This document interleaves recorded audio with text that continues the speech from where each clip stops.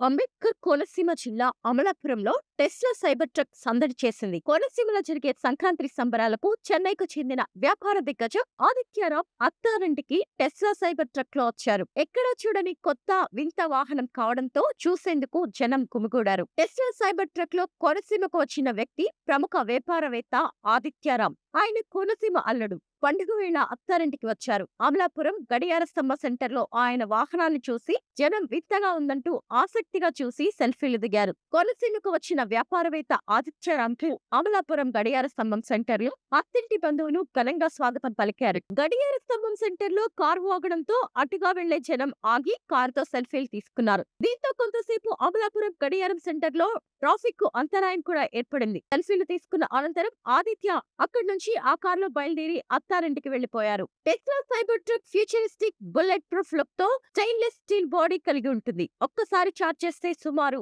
400 నుంచి 500 కిలోమీటర్లు ప్రయాణిస్తుంది. ఇది ఇండియాలో అధికారికంగా లాంచ్ కాలేదు. ఆదిత్యరా ప్రైవేట్ ఇంపోర్ట్ చేసుకుని ఉంటారు లేదా టెంపరరీ ఆర్ డెమో రిజిస్ట్రేషన్ తో తీసుకొచ్చి ఉండాలి. భారీ touch screen display, auto pilot, self driving support, భారీ లోడ్ మోయగల సామర్థ్యం, ఆఫ్ రోడ్ కు అనుకూలం వంటి సౌలభ్యాలు దీనికి ఉంటాయి.